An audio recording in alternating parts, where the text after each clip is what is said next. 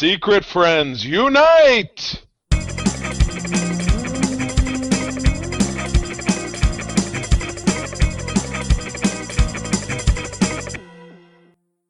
Welcome to the Secret Friends Unite podcast, episode 510. This is your guide to the geek side, and I am one of your hosts, Todd Oxtra.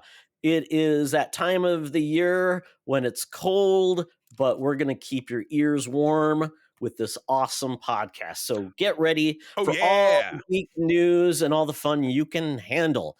We're also joined by Charlie Carden, who will not be talking about the weather. He'll just be talking about how exciting he is to be here today.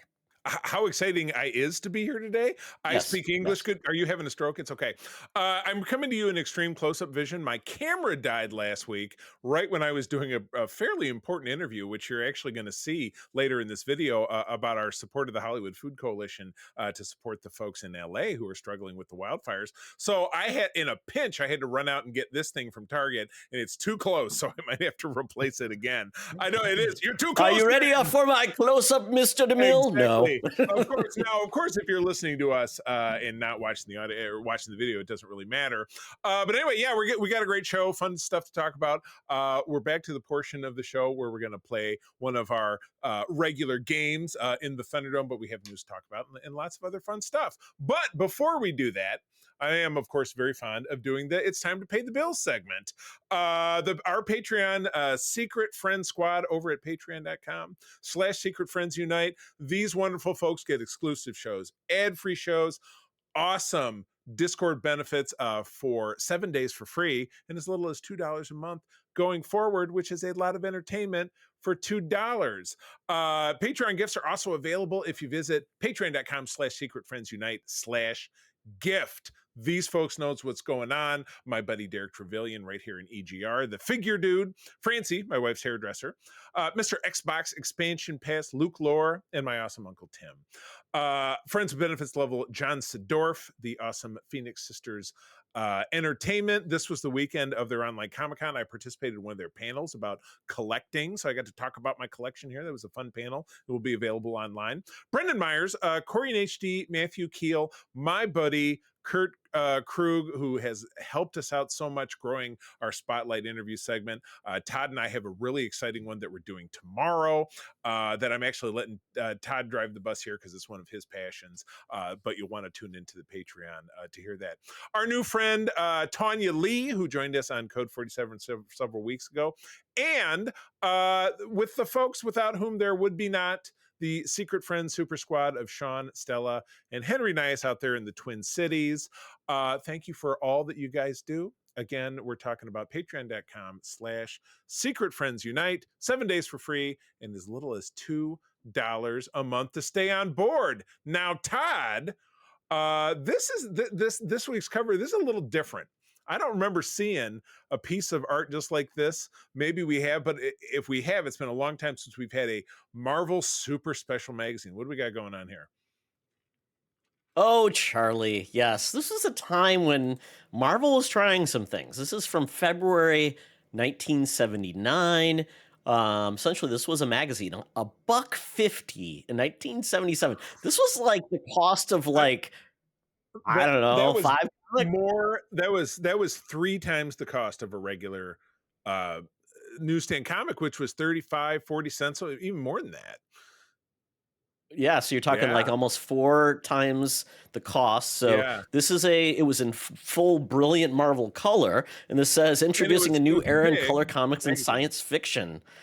Lost civilization of 2 billion people roam the cosmos in an arc 1 light year long revolt of the time lost Star-Lord. So I assume this is the origin of Star-Lord, and it was more like it kind of reminds me of are you familiar with Heavy Metal, that magazine? Absolutely. I mean, to look at this cover it's a cross between what you mentioned. It's a riff on one of the classic one-sheeters of the 1977 Star Wars. Battlestar Galactica is the vibe I get on the ships you see flying on the left-hand side or going across the screen, with the ruins across, also like Battlestar Galactica, but also kind of a Barbarella vibe, because this woman who's hanging onto his leg with this very it's very much like Conan or Star Wars. Yeah. I mean, I had to look for a minute to make sure she was actually wearing bottoms, because, to be honest with you, you can't. I'm serious. I thought maybe she's wearing a top, but I didn't think she was wearing bottoms. And she doesn't have shoes, which I tell April all the time. You have to wear something around the house because you will absolutely drop something on your feet. You are a klutz. I hope this woman is a little bit more safe running around in the ruins of society with no shoes on. It seems like a very bad idea. Oh, this is interesting. So yeah, I mean, this is an interesting story. I mean, it says a synopsis for World in a Bottle. Essentially, this was written by Doug Mensch, Gene the Dean Colon, great writer or artist. Yes. Yep, great. It says Star-Lord and ship are abducted and separated by a light-year-long space arc led by a named Noah, inhabited by 2 billion humanoids. Interesting. Noah convinces Quill, so basically, Peter Quill, that the energy tunnel that carried him there was really a byproduct of a cosmic event that wasn't really responsible for. So this is like just basically a long story, just basically building out, characters. Right. And quite honestly, I think Peter Quill was introduced before this, so it's maybe just more of a spotlight on him. Yeah. And so it was kind of interesting at the time. But Charlie, this book is interesting because Marvel produced this and it went for a long time. And this covered, the first issue was all about Kiss. Then there was a Conan. Then there was a Close Encounters of the Third Kind focus. There was a Beatles story, Jaws 2. There was a Sgt. Pepper Lonely Hearts Club Band comic based on must be on the movie. Oh, with the Bee Gees, and Cheap Trick that they made in '78. Yeah, there was a Battlestar Galactica issue. Then there was a Star Trek: The Motion Picture edition. Ooh, Xanadu. That would have been. There was a James Bond one, Annie, Blade Runner. I mean, this went all over the place. If they had Annie, that would have been in 1982. So this might have run. So here's my question, and this is what I'd like to know. Yeah. Is any part of this available online? Marvel Unlimited, anything like that? Yes, the Star-Lord issue is on Marvel Unlimited, and it shows it there. It's been a while since we've done the cover game. And I know we do it at random, but I kind of think this might not be such a bad choice to take a stab at this one. This lasted 41 issues. The last one was 1986, and it was Howard the Duck. So I'm guessing the movie? So this sounds like it was largely adapting films. It was largely like, was the first one or one of the first ones, was it Star Wars? Was that the first issue? No, the first issue was Kiss. So it was just like an oddball. But so they did things like Conan. I don't know if it was potpourri. It's so bizarre. Yeah, and then they did some original stuff. Yeah. There was a thing called Meteor. It was all over the place, but yeah, it's kind of interesting. And they did kind of really focus on movies though towards the end. A Muppets Take Manhattan, The Last Starfighter, Buckaroo Banzai, Dune. So all over the place. It was pretty great. Here's something that I bet you didn't know. I did a little research on this. The model for this woman, who I'm not sure if she's wearing pants, that's actually our senior news correspondent, Madam Webb. Obviously, highly stylized. I think maybe she slipped the guy $20 and said, "Hey, make me look like I'm 20 again," because she was 79 when this issue came out. But anyway, she is where she wants to be these days, down at the corner of Hollywood and Vine, with the latest news and scoops for us. So let's go check it out. Now it's time for Madam Webb's Rumors and News. Take it away, boys. Thank you, Madam Webb. Madam Webb, aren't you excited that we're getting into the time of the year when we're past the holidays? You can take down all of your 4th of July ornaments and finally focus on your favorite holiday, which is Valentine's, where you can then give everyone different livestock hearts to show them how much you care. There's very little meat in these gym mats. Oh man! All right. Well, we're talking a lot about Star Wars this week, which is funny because Mark and I record Holocron tomorrow, and then that'll be out later this week. So it's kind of a Star Warsy kind of week. But we have a genuine heartthrob, Ryan Gosling, in talks to star in Sean Levy's Star Wars film. Now, Todd, you and I both know that there are certain myths in life. There's a Loch Ness monster, there's Bigfoot, and there's a Star Wars movie after 2019. True. Unless it's Lego, I think at that point, right? Right. Yeah. A theatrical release of a Star Wars movie. We'll say it that way, in the theater. Yes. So anyway, Yes. a Hollywood Reporter is saying Gosling's interest in doing a Star Wars has pushed the project to the front of the director's schedule. Now, Sean Levy, that's a name, but it's not jumping right up to me. Did he do Deadpool? Well, I mean, he Wolverine? directed Deadpool and Wolverine. Yeah. Yeah, there you go. Okay. For some reason, it was escaping me. But anyway, this has been And I rocketed in believe he front of also his did schedule. Deadpool 2. Okay, so this would be the Star Wars with a bunch of swears. I hope not. Yes. That'd be a big switch. Negotiations started late and are supposedly the reason Levy is now prioritizing Star Wars over another project. So a boy band movie starring Ryan Reynolds and Hugh Jackman for Paramount. Now, I don't know. Would that be more enjoyable? I couldn't tell you.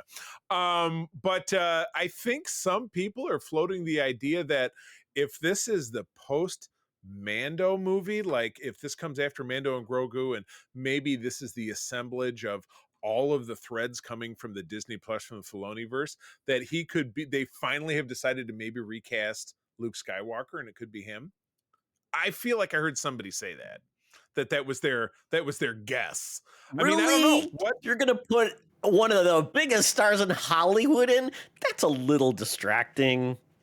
as Luke Skywalker. I mean, this is Luke Skywalker. Yes. That would be like casting what's another one? I don't know. Ryan Reynolds as Han Solo. I mean, really? I mean, right? Hey, bro. Yeah, exactly. And then they'd make Hugh Jackman. Or Hugh Jackman as Han Solo. No, Hugh Jackman. Hugh Jackson. Yes. He'd be Obi-Wan Kenobi. They just put a little gray in his exactly. hair. Yeah. But Ryan Reynolds has he's a big name. You and I both obviously love the Fall Guy. And I mean he obviously takes that'd be Ryan Gosling. Yeah. Well, what did I say? Too many Ryans. Ryan Reynolds. We're talking about Ryan Gosling. Too many Ryans. He was in The Fall Guy. We know that he can tackle dramatic roles because he did The Notebook that everybody loved. Jesus, was that like 15 years ago that came out or longer? This was a long time ago. It feels like so. But yes, the next theatrical release would be 2026. Will be Mando and Grogu, and then in December of 2027 is noted as currently open. You see my air quotes. So could this be that project? Wait, can we just call it Untitled Star Wars film? I mean, that title's so catchy. Put it on a poster. Put it on a blank white poster that says Untitled, and then have the Star Wars logo, movie, and the date. And people will go to see it. Yeah, I mean, I like Sean Levy, but if you thought about his movies that he's done, I mean, they're enjoyable. Right. I wouldn't say they are like, top of his class. I mean, if I think about what he's made, Charlie, he was behind the Night at the Museum movies. He made Date Night, which was cute romp. Real Steel, that fighting game with that fighting movie with Hugh Jackman with robots. It was the Rock and Sock and Robots adaptation, right? Yep. Then he made Free Guy, obviously with Ryan Reynolds. He made The Adam Project, I believe, also with Ryan Reynolds. Oh yeah. It was on Netflix, right? Was that on Netflix? Yep. And then he made Deadpool and Wolverine. He also did. He also made The Pink Panther, Cheaper by the Dozen, Just Married, Big Fat Liar, Just in Time. And then he's been a producer on a lot of other things. So, I mean, I like him. And I like the movies he's made, but I don't know. I mean, maybe that's where you just get something a little lighter in Star Wars. Maybe that's what we need. So, not the follow up to not the Thrawn movie. You don't No, I mean after Skeleton Crew, maybe they're like it makes sense to put somebody who's charming, like Jude Law, who is very charming in that show, really lean into more, less hardcore, serious Star Wars and just have a little fun in Star Wars, because we have not seen that in the big screen. I don't know ever. Maybe since the original movie. Star Wars, fun Star Wars. Well, yes. Again, we unfortunately a lot of our movies this week are rumor based. I guess we didn't find any real big news to talk about.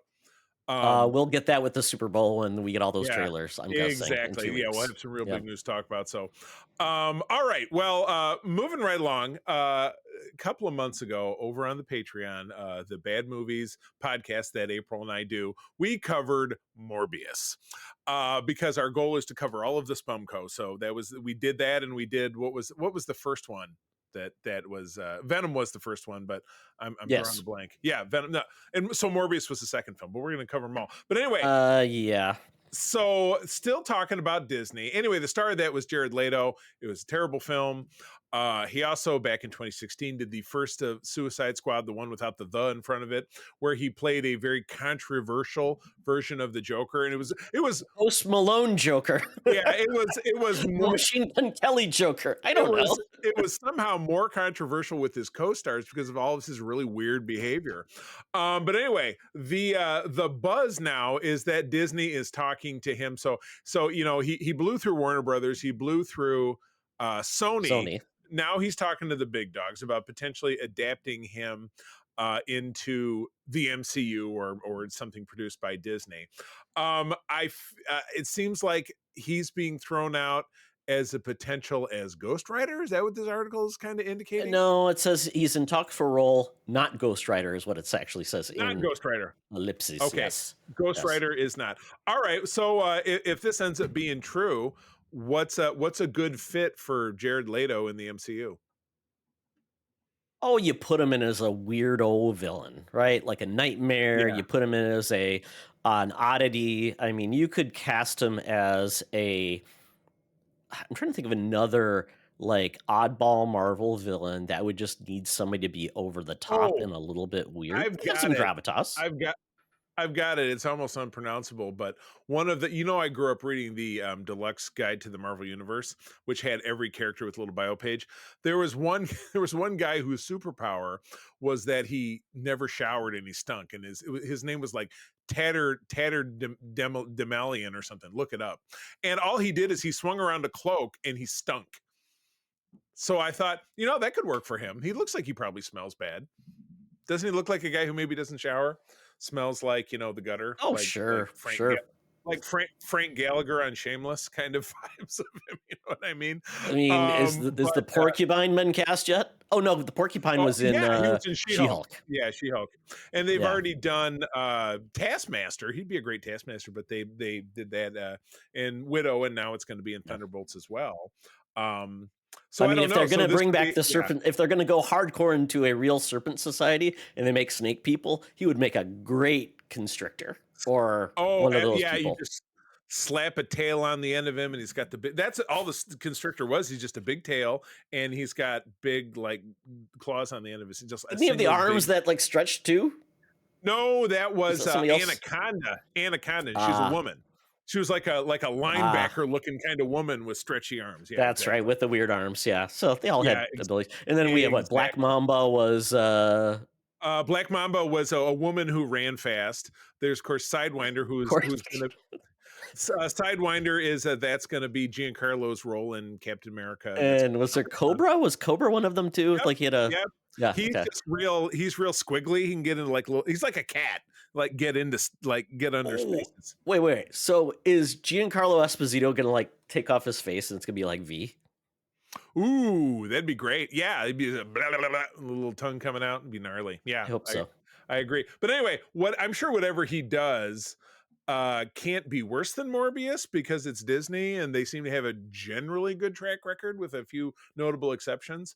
But so this would be something moving into post Secret Wars, so 2028, 29. But again, rumor patrol, and we talk about something as a rumor until it's not anymore. So all right. Well, the next one is speaking of the rumor patrol and speaking of the dynasty of the Avengers, what comes after the Avengers? alphabetically a B character, so maybe the Beast movie. But no, we're going to the end of the alphabet, and we're going to the X-Men being rebooted after Avengers Secret Wars. Charlie, remind me when Avengers Secret Wars is supposed to actually happen. That is the second one, 2027, because the Doomsday comes out next year in 2026.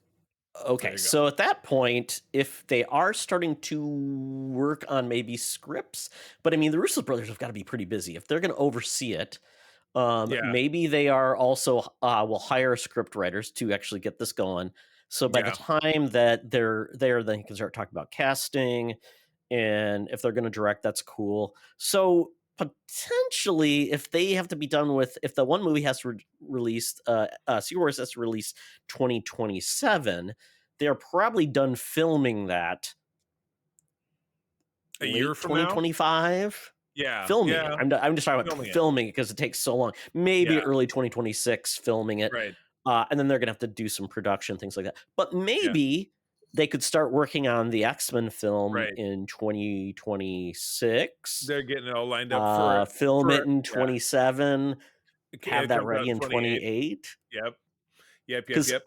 Charlie, I don't know about you, but I ain't getting any younger, and I don't want to have to wait until like 2030 for the X-Men film. I say, first of all, none of us are getting any younger, you're right. It's gonna, hopefully, if we're all still, here on planet Earth, we'll be able to enjoy this, even though you and I will both be in our 50s, and but we'll still be able to go and enjoy movies. We'll just be crankier about it, and we still have the ability to come on here and bitch about it if we don't like it. So, really, and everybody knows the older people get, the crankier they get. So it's just more entertainment for the people that are listening to us, I think. So this will be interesting with the Russo brothers. The Russo brothers have been good at taking what's been established and then moving things forward. Now, what they have not done yet at Marvel is essentially kicked off something, just on their own with a new group of characters that aren't established very well in at least the MCU. That would be the change. Yeah, that would be the change. I'll be curious how successful they can be with that. I mean, I don't know. Maybe they're the right ones, but I don't know. I don't think when I think of the Russos, I think of, they'd be perfect for X-Men, because I think X-Men are a different touch than the Avengers. Absolutely. So I don't know. Now, there's a couple of blurbs here that it is. There's another rumor that Marvel might be eyeing star of Thunderbolts, Ayo Edebiri, who I think was in Shrinking, if I'm not mistaken, was in that absolutely stellar. Oh no, she is in The Bear. Oh, but it's the same person. Oh, okay. She was in Roadhouse. But she played the role of the club owner guy. You didn't end up seeing that? Don't see it. It was horrible.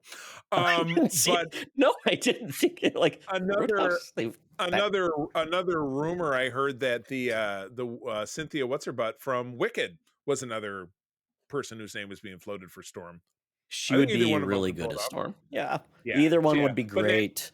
But naturally people were losing their damn minds. But anyway, I'm excited to see the X-Men again. They're going to have to finally have a new Wolverine, even though Hugh Jackman is back and will be doing it until he's 90. But I mean, I get the feeling they're going to recast, right? I mean, they're going to have, just like they have multiple Batmen, they're going to have two ongoing Batmen, because they got Pattinson in his universe, and they're going to have brave and bold Batman in the Gunn universe. So is this going to be kind of the same situation? I think what they could do is just have Hugh Jackman be old man, because they did that in the comics, kind of the old man Logan. And they had that Logan who kind of existed. So there's a way to do it. He exists, but as everything happens, maybe he goes away or he sticks around, but then we have a young Logan, which I would rather have, because once again, Hugh Jackman is going to be hard to keep up that regimen he's got when he gets closer to 60. So he's on his way. There's no doubt about it. So it'll be interesting to see it develop. But like a boomerang, we're back to talking about Star Wars. So again, Todd, what are the three urban legends? Bigfoot, Mothman, Loch Ness Monster, and Mothman. a Star Wars movie in theaters, and Mothman could be the fourth one. Jersey Devil if you live on the East Coast. Sure. But there's been so much back and forth about a movie that will actually move the Star Wars saga forward, the trilogy around the character of Rey. I'm not going to say Rey Skywalker. People will riot. I'm just going to call her Rey. It was fine that she didn't have a last name. But that would be, this has been discussed for about 2 years now, moving time 15 years forward from episode 9 into Rey's trilogy, or let's just try to get one movie made. Wait, so is this a trilogy now? I mean, is there anything that's ever not? There have only been 2 movies in the 11 or 12 Star Wars movies that have not been a trilogy. So we'll just make assumptions. But it's her Jedi Academy. She's rebuilt what Luke, did once a long time again. She's trying to start the Jedi again. But they have hired an honest to God writer. And Todd, we were talking about this in our last segment. Ocean's 12 screenwriter, and his name is George Nolfi. I don't really know his work. The Ocean's movies were a lot of fun. So is this some kind of Jedi heist movie? Got to steal a holocron out of the vault? It's a wacky. Charlie, this is what's gonna happen. This is my wacky romp. Star Wars college sex romp. Yeah. Rey is gonna be the dean. She's gonna be the dean then the cool kids and yeah. Right, so cool Jedi kids getting into stuff, and there's a camp. The nerdy kids have to get into the right fraternity, right? And it's a battle between the jock Jedi and the nerd Jedi. Oh, I thought, or maybe there was another camp across the lake that they were really Sith, but you didn't really know it. Lots of options. It's a summer camp movie. yeah, exactly. Jedi summer camp. What was it? Oh, it was a summer camp. Meatballs. It's meatballs. It's Star Wars meatballs. It's meatballs. It's meatballs. I love it. Yes. Anyway, remember the Michael J. Fox camp movie with Nancy McKeon?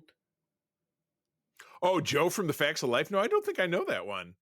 Oh my God, it was great because it was right before she was doing Facts of Life. He was doing Family Ties, and it was before he got into movies. I'll have to show it to you. It's actually a pretty fun movie. Yeah. I mean, all those movies to us, Gen X kids, all of them are fun in their own way. You know what I mean? But anyway, I find it encouraging that they're talking about someone who has been hired to write a script. That being said, we also have our memories of, Blade in the movie.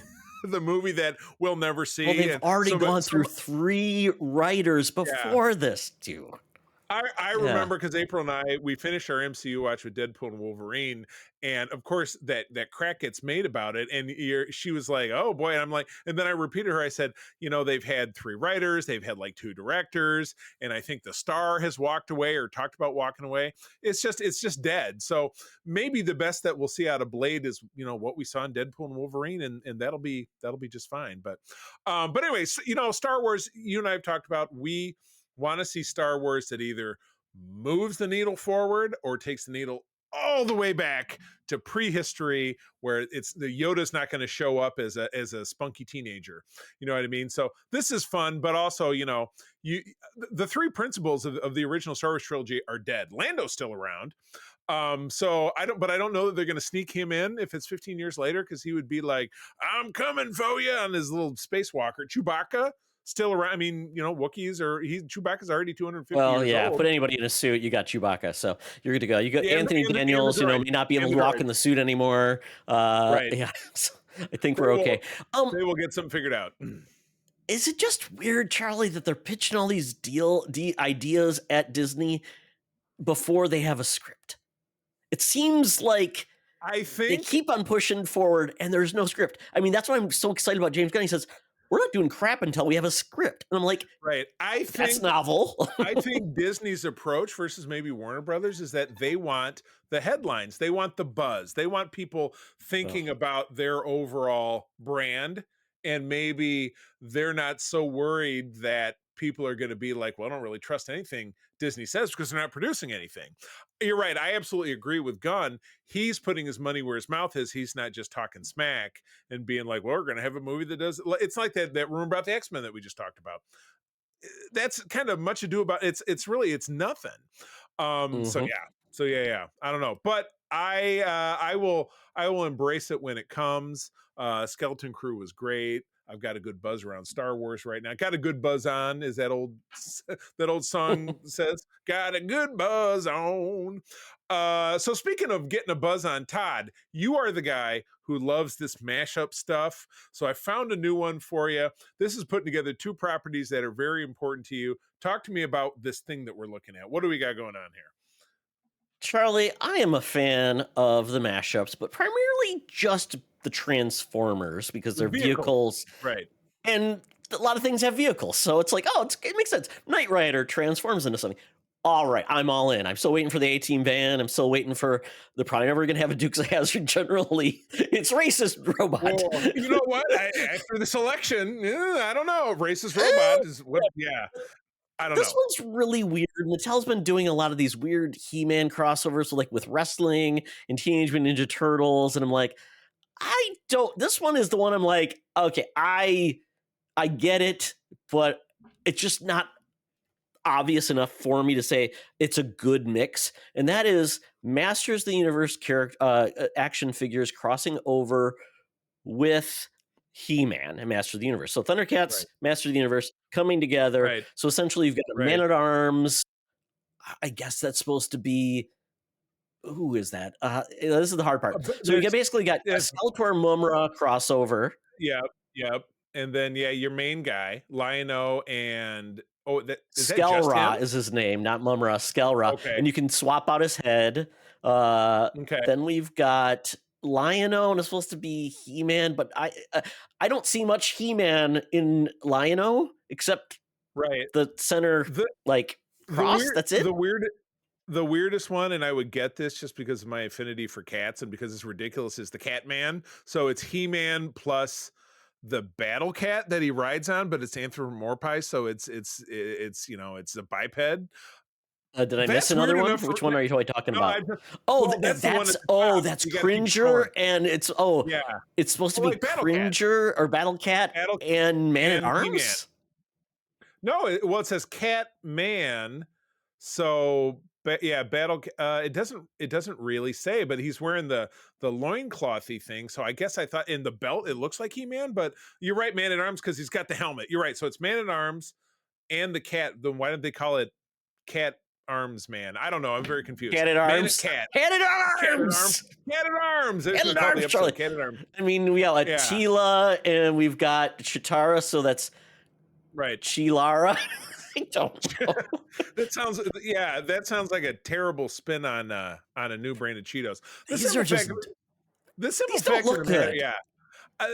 fact of the matter is, and I don't know, is this the first time they ventured outside of doing vehicles? Because they have Transformers, and I know I saw the Sergeant Slaughter's Triple T one. I saw it in the GameStop yesterday that comes with two figures from that 1986 series. That comes with liked that one. I liked that one too because it looked just like Sergeant Slaughter's tank, which was cool. Yeah, it worked. Yeah. But is this the first time they're venturing outside of that they're trying to combine?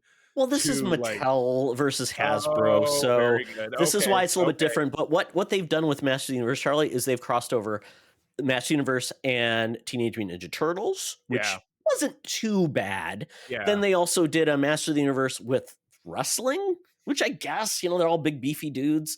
But that's what I'm saying, and then this one is just there's just not enough different with these that I'm like, okay, it kind of stands out. It just like the Lion-O plus is supposed to be He-Man, but the only thing that really looks like He-Man is the cross chest. It's not, it's not even the sword is right. So you just have the Sword of Omens. So I don't know. To me, this is just dumb. I would imagine that the Matty Collector people are picking up on what Hasbro has done because there must be some level of success that they're saying, hey, people are really going for this.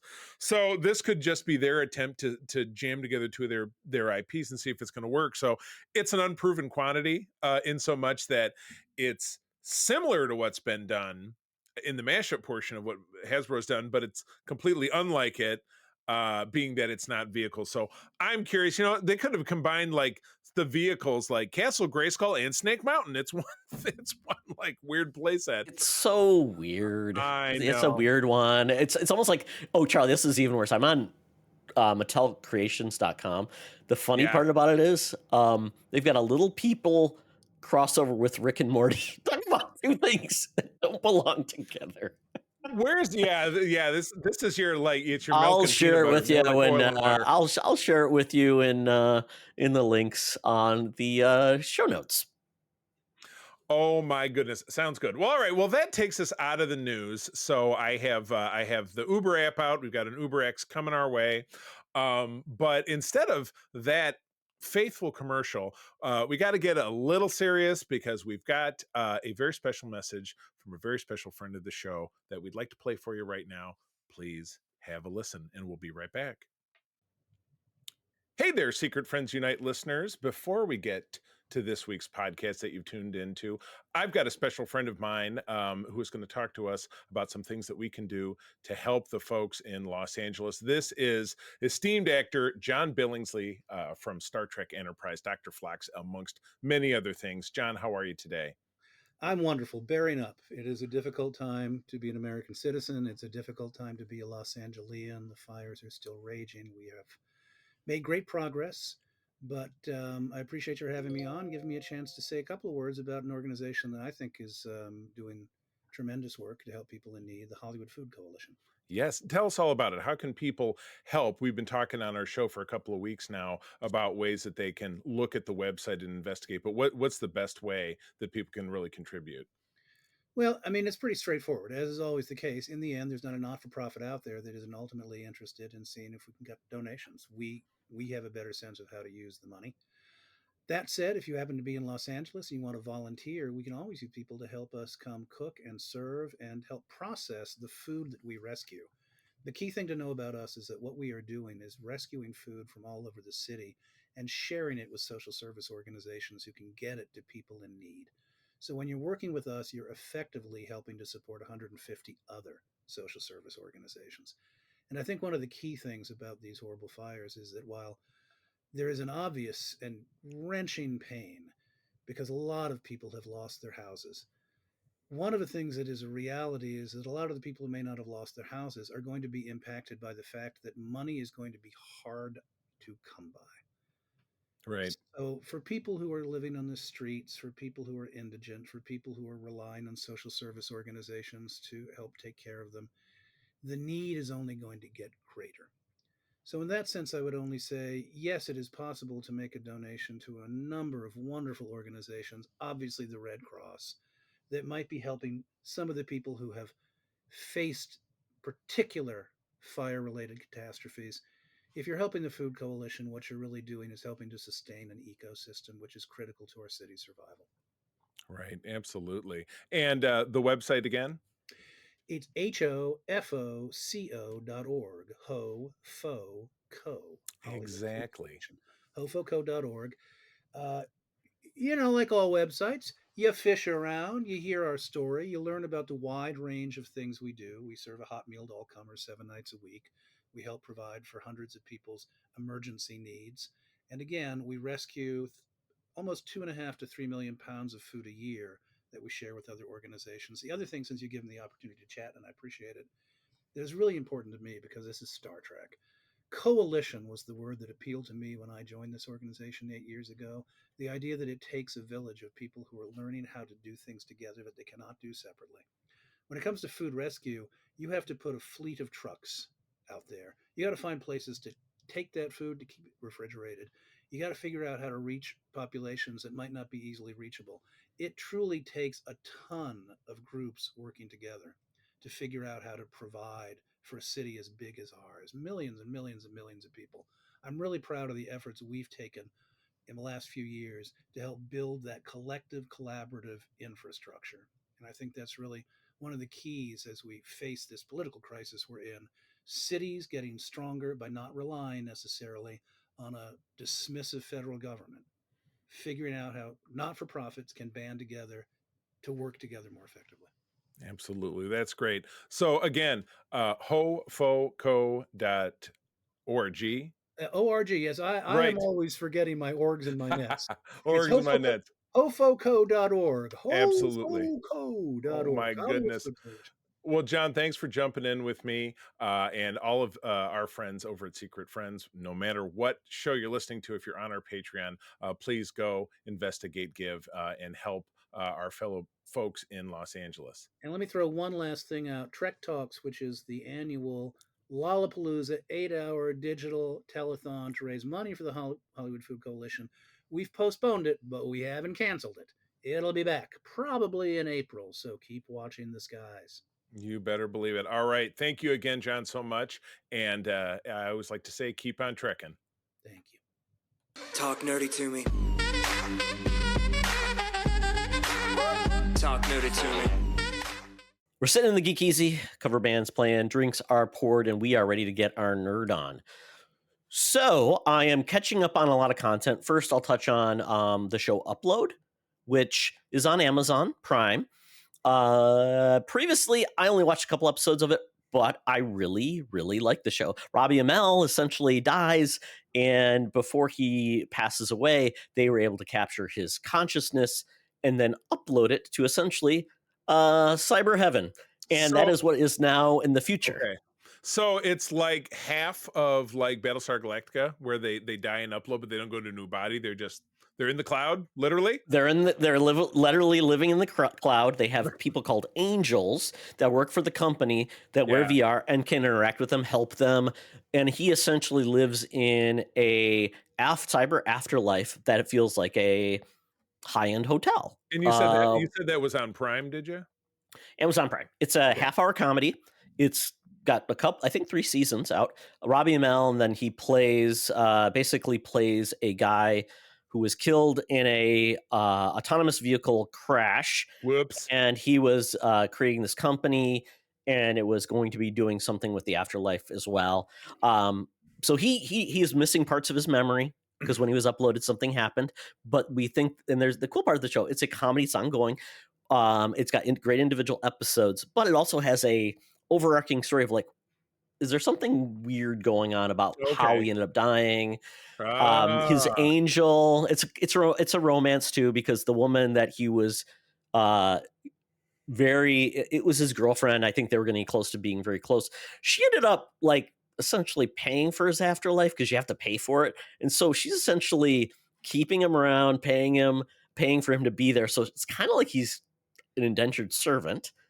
And she is such a horrible person. Kind of like she's thinking like Paris Hilton. So she keeps seeing him, and he's realizing she's not for him, and he starts falling for his angel that is talking with them. But it's a very adorable show. It reminds me of The Good Place. Reminds me of those where it's a wacky. It sounds like a lot of 80s sitcom movies kind of blended together, but it sounds like fun. Yeah. Oh, it's very fun. One of my favorite jokes is about peeing in the show. It's so hilarious because it's like, how do they make that funny? They made peeing absolutely hilarious. Made me laugh out of my laugh. I just love it. It's on Prime. Once again, now Prime unfortunately has ads unless you want to pay $3 more. So I eat the ads. Who cares? Although I will say, in half-hour shows, there's a lot more ads from Amazon in there than there should be. Yeah, it is like every 7 minutes, here's 3 minutes of ads. It sucks. I mean, is that kind of just it's really kind of restoring the natural order, I think, in a lot of ways, but maybe it just feels like a lot because we forget. It just sucks when you're already paying, but it feels like cable because even though you had cable, you still got ads. Or broadcast TV. Think about, when you were watching Friends, back in the 90s. When I had my old TiVo, Charlie, I could fast forward through those ads. On Amazon, you can't fast forward through those ads, can you? But you know what you can do? Hey, I'm going to play a little bit more on my phone. And then you just look down and mute the TV, or you go up and get a snack, have a whiz, man. It's just, it goes right back to it. But anyway, well, that's fun. Absolutely. That like great fun. Show, a very funny, good cast. Highly enjoy it. Check out Upload.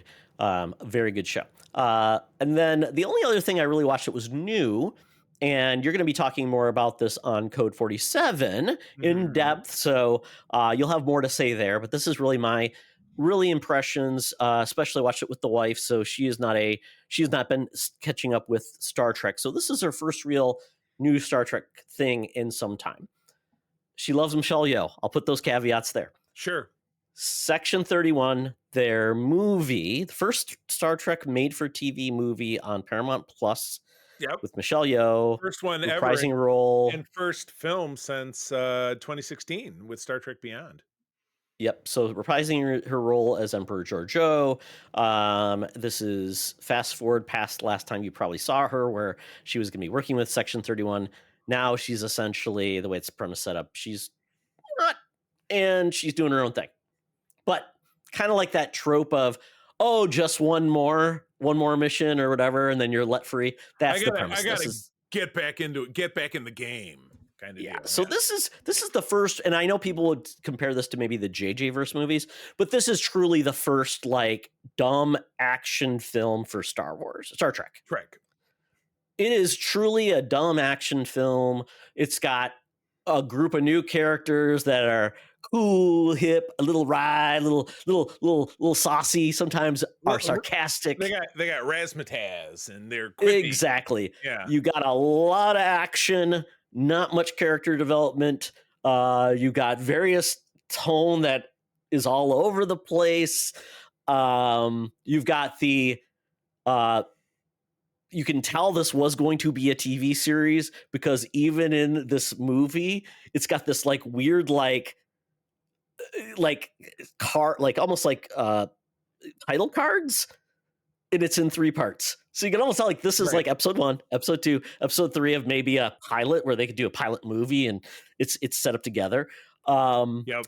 And the worst part about this, it starts so strong. It's giving us the history of Georgiou in a very compelling way. And then it shifts into this like, I'm in a nightclub and it's goofy and it's weird, and then the way this ends, Charlie. The only thing I'm going to say at the end is this ends so much like an 80s TV show like A-Team, where they said, okay, I guess we're a team. Oh, I have to kill you. I was waiting for like the laughing frozen high five or something at the end. Right. Produced by Stephen J. Cannell. Yeah, exactly. Here's my 2 cents. There was no reason for this to have the name Star Trek on the front of it, because it had absolutely nothing that makes Star Trek special. And that is all I will say. And you can, take it for what it is. But Code will be out the Monday after you listen to this show, if you listen to it when it comes out, and a day early for Patreon. And we do have a guest, our friend Laron from Boss Rush Network, who was with us a couple weeks ago, who's a big Trekker. That's great. Very interested to hear his thoughts. I know what Peter's thoughts are, and I am absolutely, I can tell. I won't even say I'm somewhere in between. So it's going to be very interesting. Yes, and like I would say, this is in just gauging my wife Chris, what she's basically about this. Like, it's like she said, this feels like the way TV used to be, the way things used to be. It just felt so dated, so full of tropes that just feels like we're past. And this is just an odd decision on how to take this, considering the premise I thought had so much promise. And then they gave us something that just felt like premise broken. Although it did give me that thing, Charlie. It's like with Star Wars, when you're in the cantina, it's like the member berries of, oh, look at that one. It's that guy from that episode. It's the half white, half chocolate guy, or half white, half chocolate. It's got the sexy girl from Star Trek: The Motion Picture. They've got that race in there. They've got a naked Andorian. Did they have the only thing I didn't see was a Tribble. I can't believe they didn't take an occasion to jam a Tribble in there, which sounds and some horrible accents. Also, the one character has one of the worst accents I've ever heard. Well, 2 bad accents. Oh my God. Like I said, I'm saving it. Like I said, 2 horrible accents. And Sam, I felt so bad for was it Sam Richards? Yeah, he's a Detroit native. Totally wasted. Really? Yeah. Totally wasted. He was the best one out of there. Obviously, Michelle Yeoh. I like her, but she couldn't save this. Sorry. Yeah, there was no way. So anyway, please tune in what might end up being a big roast on Code 47. But again, I've already put feelers out there. For the first time in a long time, I've had viewer comments that I'm going to be able to share from social media. People love to hate things. I hate to say it, but I would love to be able to. I've always said I can find something to love in every piece of Star Trek. Discovery for me has put that to the test. This broke it for me. Well, like I said, Charlie, Broken. the opening segment was the only thing that had some promise, a premise with, and promise. it added layer to a character we didn't have before. Yeah. So that's the only thing I could take away from it, because we were like, oh, this is going to be great. Nope. Yeah. Negatory, good buddy. What? All right. Well, Yes. mine will be pretty quick. I finishing up Penguin, which I feel like did I talk about that last time? If I didn't, we did, and you didn't, because you're like, oh, I need to watch that. That's your eyeline. So I'm glad you've gone. What we did. Good to go. That's what we did, and maybe I was watching it when we recorded last week, but that led us into watching Robert Pattinson's The Batman from 2022. April and I looked at each other throughout that 3-hour movie and be like, I think we slept through this entire thing in the theaters. And I remember it was a dark night in March. I had gotten home from the road. I was exhausted. She was exhausted. All I remembered was the guy that drove the car into the funeral. And he's a Skarsgård, by the way, the guy who was the DA. And I remember that scene, and I remember Alfred got blown up, but he didn't die. And then I remembered Catwoman, them making out, watching the sunrise. And it was like, I remembered bits and pieces. What a great film. I was enchanted, so much so that it led us to jump down finishing Cape Crusader, the animated thing over on Prime, which is Batman the 1940s. I need to finish that. Yeah, 10 episodes. It's not that hard, fortunately. And then we start shotgunning the classic films. 89, Batman Returns from 92, and then Ty, we watched this last night, and God, it made me think of you. Batman Forever, the Todd movie.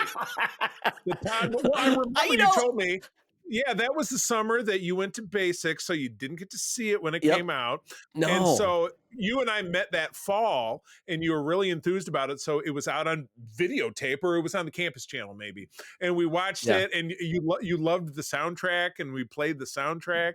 And so very fond memories, but tonally from Batman 89, which is serious and groundbreaking and something that changed how Batman will be seen forever, to that movie with Val Kilmer and Tommy Lee Jones, and it was just a Jim Carrey kind of Dr. Chase. What was her name? Dr. Chase Meridian. Yeah, it was what's her butt? Nicole Kidman. It was just a Jim Carrey jerk fest. It was rough. Wait, you didn't watch the fantastic Batman and Robin? Well, that's next. We're doing them all, and then we'll go. Good luck. We're gonna do them all, and then we'll watch Nolan. So we'll recover. So we're gonna so that we can have we did start with Batman 66. I'm sorry, I didn't mention that, the film. Okay, that's a huge. That is closest to Batman and Robin. Yeah, those are like kissing cousins. Yeah. That sounds like an Elvis movie. It is, yeah. Little Abner and kissing cousins. Oh my God. I was going to ask you about the Penguin really quick. Please. After you saw it now, the character of Sophia and the Penguin's mom. Holy crap, Charlie! Those two women.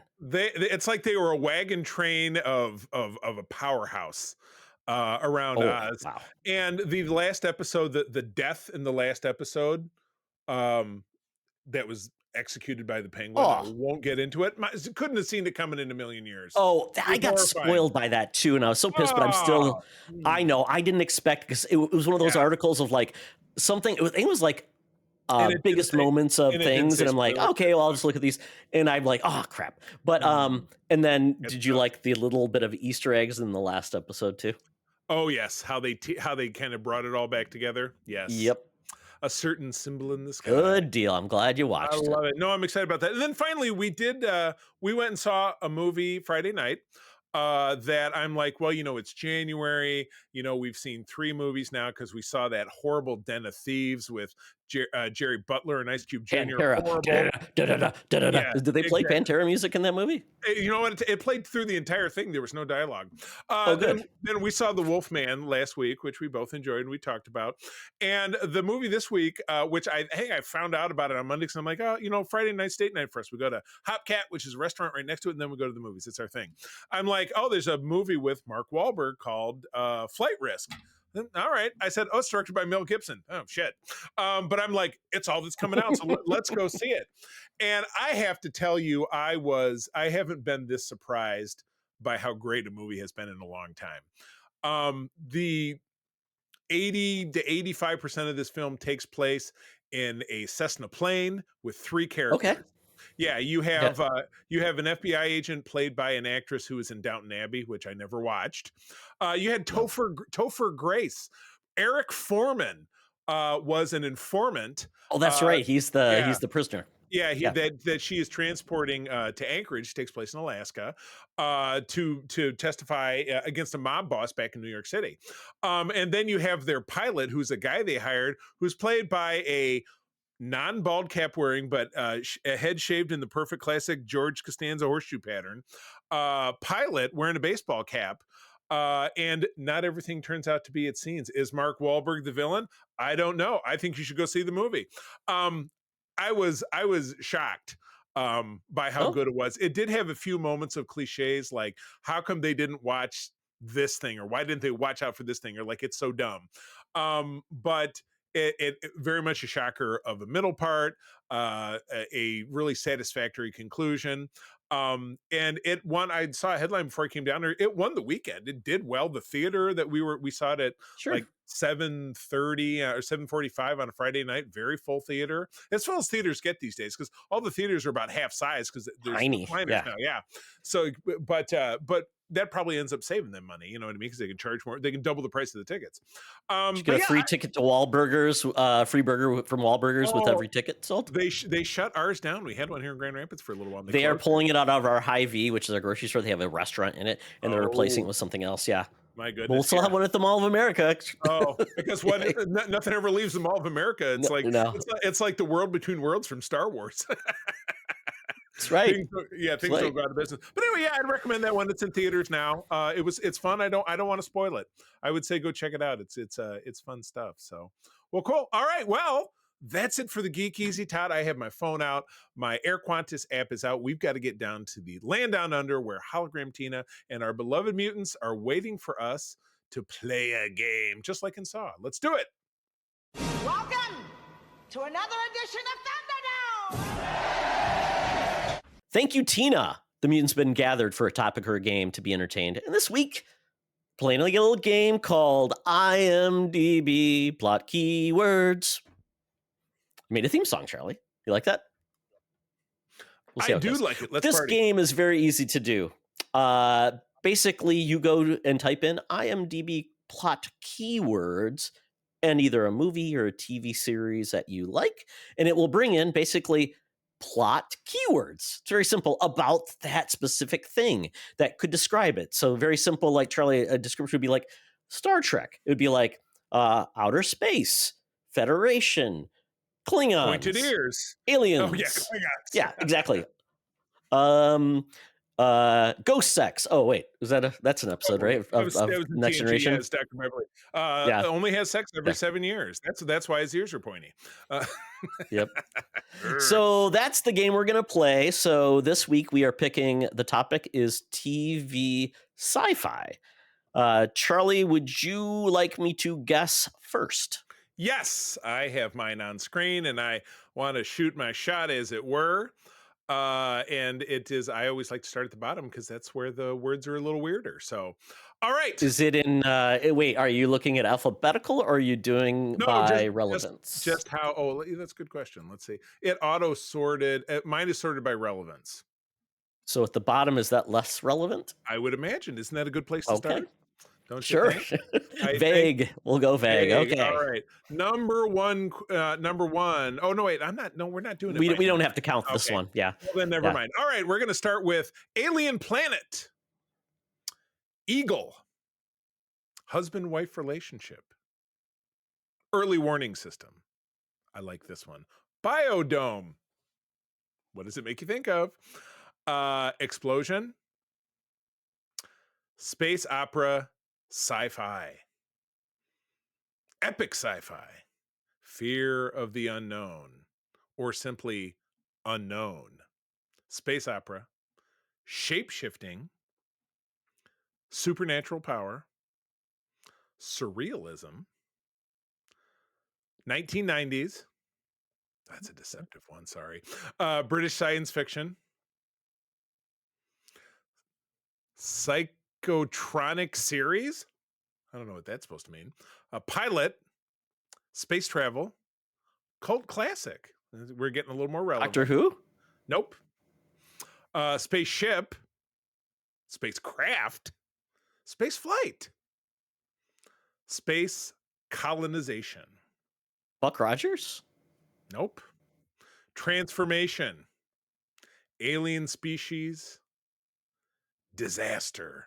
Alien Nation? No. Mm-mm. This one's also deceptive. Lost in space. Okay. Sorry. Moon, outer space, moon base, and then the last one I can't use because it would be Space 1999? Yeah, you got it. Because the last one I was going to say, Don't know why I knew that. Last one I was going to say was year 1999, and I hated it that it said 1990s. Well, you said 1990s, and I'm like, well, is it like because Buck Rogers was set in 1987? What year? 1987. Okay. Left, and then he was in the 25th century. So yeah. Well, good. No, and the reason I thought to do it is on the panel that I did for Kelly's multiverse fundraiser today. It was about collectibles, and one of the other two guys I was on the panel with had an original Space 1999 lunchbox with the thermos. He was very excited about. And the other guy, did they have any other collectibles from that series? They didn't ever have a figure. No, they did. They absolutely had a figure series. I think Ertl, who also did Star Trek: The Motion Picture. Yeah, it is this ERTL. Ertl. Yeah, probably stands for the. It probably stands for the European Reclaimed Toy League. They reclaimed it from shrapnel from World War II. Exactly. British company. All right. Well, good work. Space 1999. Okay, Charlie. Got yours. Here we go. 52nd century. Alcoholism. Alien religion. Time dilation. Oh. Captain. I feel like this is a movie I watched an episode of because one of the stars was the girl who was in Smile 2. Is it Terra Prime? Oh.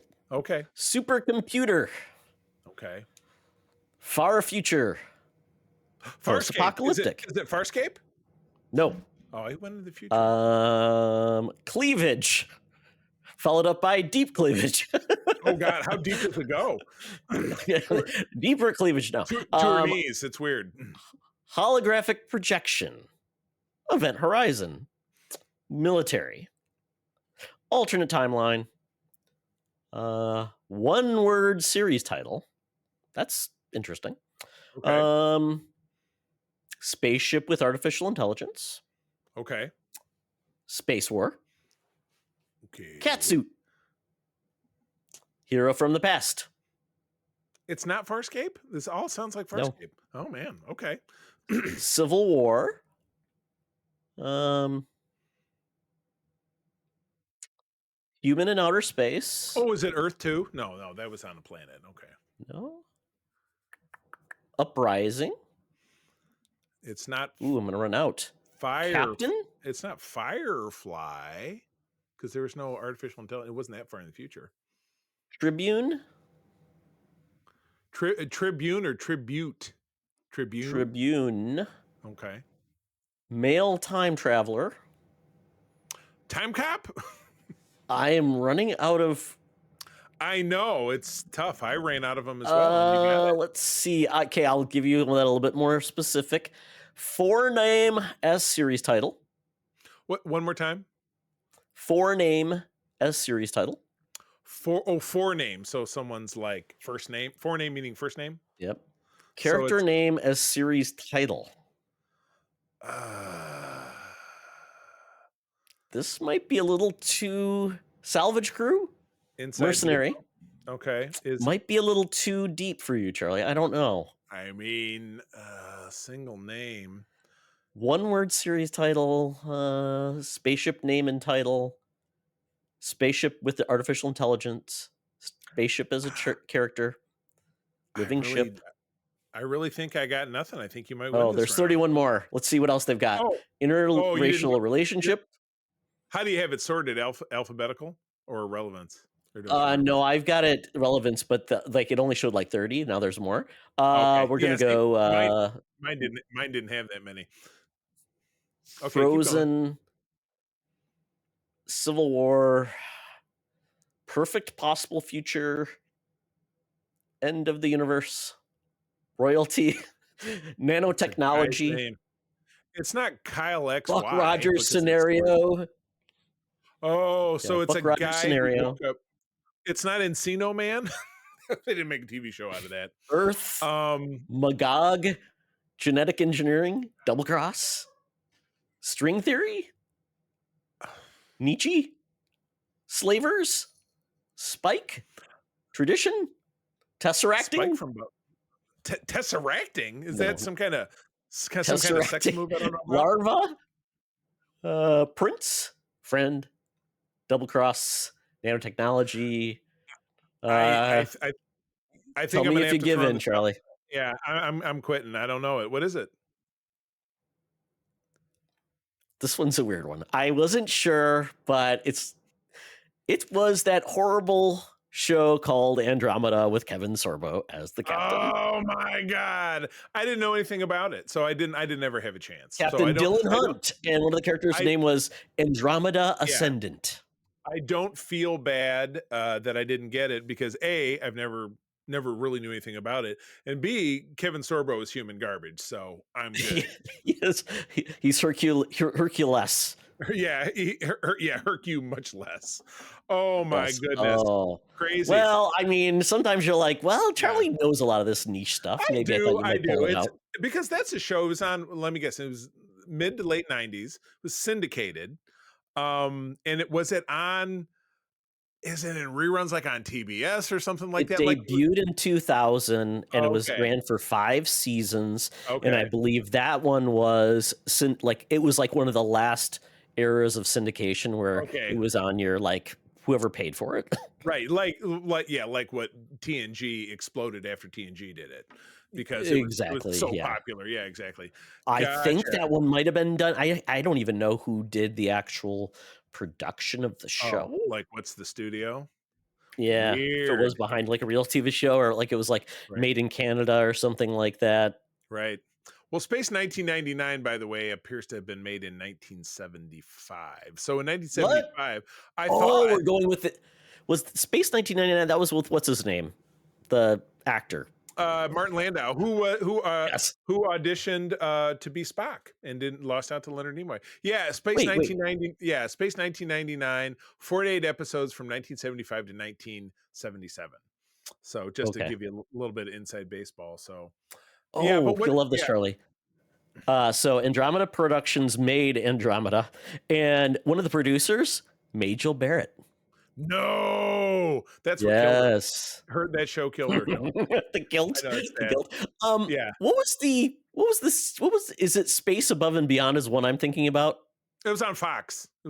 Yes, that's what I was thinking of Space 1999 for some reason. I'm like, I even got them screwed up in my head. I don't know if you're looking at it. Was this one of Gene Roddenberry's? I had an idea about this thing and I threw it in a drawer. Was that what Andromeda was? I feel like it was. Oh, a new material by Gene Roddenberry. Oh, Gene Wolf. It's not as and Robert, who was a big writer on DS9. Oh, that's sad. Now, if Kevin Sorbo wasn't the star, if he wasn't the star, I would watch it. Filmed in Vancouver, British Columbia too, Charlie. Your favorite? Oh, so at the same time as they were doing Battlestar, which is interesting. Sure. Along with his other series that Gene Roddenberry thought about was Earth Final Conflict. Remember that show? Right. Well, he had a couple the Questor tapes and Genesis 2 or something that were in the 70s, stuff he made when he either couldn't get Star Trek off the ground or he was dead, which was the thing that we're talking about. It's like all the old Stan Lee stuff. It's it's Stan Lee Imagines, and it's exactly. like that skit by Key and Peele where Stan Lee goes in to pitch ideas. Oh my God. That was great. Oh my goodness. All right. Well, hey, that is the show. Friends, as always, thank you for joining us. Todd, where do people find you out there? They can really follow me focused on blue skies at Todd Oxtra at Secret Friends Unite. Check out our Discord. Check out our YouTube channel. Leave a review or a comment, and then also give us a nice review on the podcast if you would. That'd be awesome. Absolutely correct. Well, you can find me on all of the things, at least the things I use, which would be Blue Sky, Instagram, and Threads. I am at the C3, THECEE. THREE. Also super duper active over in our Discord, our Secret Friends Unite Discord. That's where all of our fun and cool chats are happening. And we would love to see you there. And we would love to hear from you. Feel free to give us a ping in any of those places. Or if you're an email person, we'd love to hear from you over at the mailbag at secretfriendsunite@gmail.com. Let us know what you thought about what we talked about. Give us a show that we can do guesses on. I think that'd be fun. But yeah, we'll give it a go. So we'll see you next time, friends. Once again, thanks for joining us. I'm going to tell you that sharing is caring, and to keep on trucking. Be the hero, not the villain. In a truck. Star Trek. Talking about Star Trek. This podcast is part of the Secret Friends Unite podcasting network, available on Apple Podcasts, Spotify, and podcast services around the galaxy, as well as video on our YouTube channel. You can support Secret Friends Unite by becoming a Patreon member, get bonus programs and more over at patreon.com/secretfriendsunite. Join our Discord community for even more discussions on all things geek. For all the latest updates on Secret Friends Unite, make sure to follow us on Threads at secret.friends.unite and visit secretfriendsunite.com. Find our merchandise at TeePublic and Redbubble. Thanks for listening, and may the Force live long and prosper.